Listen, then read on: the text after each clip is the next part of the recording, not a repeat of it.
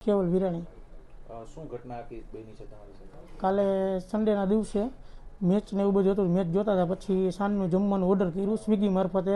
મેકડોનલ્ડ્સમાંથી 6 burger મંગાવ્યા veg, તેમાંથી Swiggy મારફતે ડિલિવરી થઈ 9:15ની આજુબાજુ। પછી જમતા હતા ત્યારે વેજ બર્ગર 4 વેજ બર્ગર હતા ને 2 નોનવેજ બર્ગર નીકળ્યા। ફેમિલી સાથે જમવા બેઠા હતા, એમાંથી 2 ચિકન ખવાઈ ગયેલું।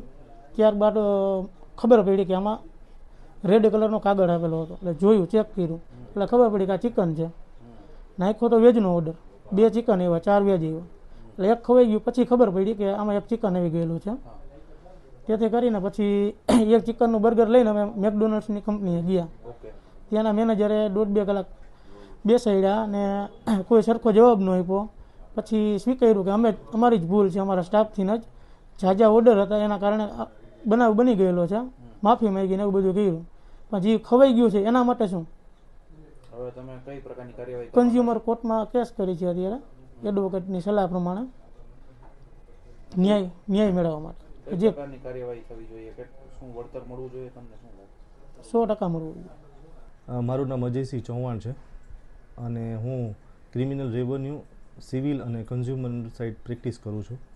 શું કહેશો, તમારા જે ક્લાયન્ટ છે એની સાથે શું ઘટના બની હતી? મારા ક્લાયન્ટ છે કેવલભાઈ પટેલ, કે જેઓ ગઈકાલે રાતના 9:15 વાગે મેકડોનલ્ડ્સમાંથી 6 બર્ગર મંગાવેલા હતા વેજીટેરિયન, અને જેમને વેજીટેરિયનમાં 4 બર્ગર વેજીટેરિયન આવેલા અને 2 બર્ગર રહ્યા એ નોનવેજવાળા એટલે કે ચિકનના નીકળેલા હતા, અને એ પ્યોર વૈષ્ણવ વાણિયા છે અને વર્ષોથી વેજીટેરિયન છે। એવા સંજોગોમાં ભૂલથી એક ચિકનવાળું બર્ગરિયું તેમણે ખાઈ લીધેલું હતું, અને તે બાબતે તે કંપનીના સ્ટોરે ગયેલા અને ત્યાં જઈને આ બધી બાબતોની એને વાતચીત કરેલી કે અમે વર્ષોથી તમારા ગ્રાહક છીએ અને 6 વેજીટેરિયનનું મારી પાસે બિલ છે, તેમ છતાંય તમે મને 2 ચિકનવાળા આપ્યા ને એના કારણે અમારા ફેમિલી મેમ્બરમાં આ એક ચિકનવાળું ખવાઈ ગયું છે।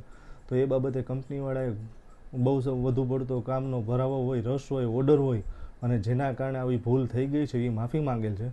પરંતુ આ કારણે મારા ક્લાયન્ટ કે જે વર્ષોથી એકમાત્ર વેજીટેરિયન હોય અને એને ચિકન ખાઈ લીધું છે અને એની આસ્થા સાથે અને એ બાબતે એને જે લાગણી દુભાણી છે તે બાબતે મારી સલાહ લીધેલી છે, અને તે માટે ભવિષ્યમાં કાનૂની સલાહ મળીએ મારા ક્લાયન્ટ મેકડોનલ્ડ સામે અને લાગતા વળગતા દરેક વ્યક્તિઓ સામે કન્ઝ્યુમર રાહે કાયદેસરની કાર્યવાહી કરવા માટે જવાના છે।